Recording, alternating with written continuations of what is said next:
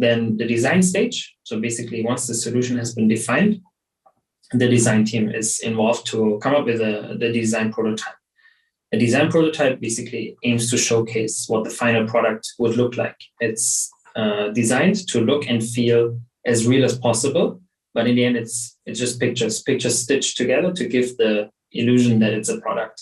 And with this, you can validate the product idea already with real users. You get early feedback before you invest even more time and effort into building it. Then the development stage, that's basically based on the design prototype. The engineering team plans development and implements the product. And usually in Agile, one cycle of development can be 2 weeks, 4 weeks, sometimes 1 week, but usually it is between 1 week and 4 weeks. And the difference is just depending on how long a sprint is, you reduce overhead. So imagine you had 1 week sprints. That means you need to plan the sprint, you need to execute the sprint. There's like a lot of meetings that you have just to plan the work that is going to be done in 1 week of development. So then you would say, okay, let's do a longer sprint cycle, a longer development period. Let's say we do 4 weeks.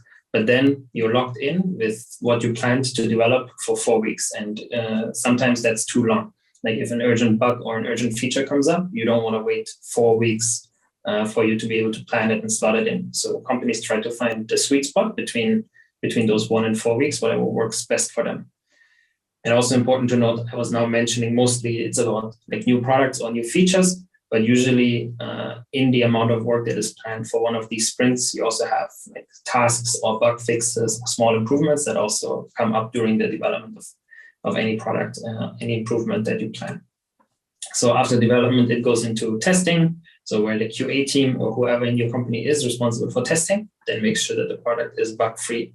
And then it goes to launching. So launching is where then you collaborate with your product launch team or marketing team or whoever is responsible for launching in your company, creating all the assets, the marketing plan, anything that is needed to bring out the product.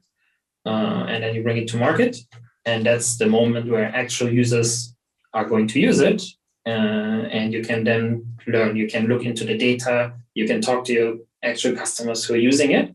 And what will then happen is that any assumption that you had made about the product, how you wanted to continue developing it, how you wanted to improve it, probably some of those will be confirmed, will be true. And that just confirms your direction and you can move forward with more confidence. But you'll also probably learn new things that you didn't expect about how your users are using the product. And then that gives you new input on how you might want to reprioritize things or how you actually want to change some of your requirements. And then you go into the next cycle and the next cycle and you continue doing it.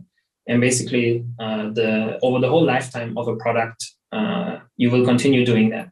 So until or unless someone actually decides to kill a product is never complete. There's always things that you can do to continue improving it.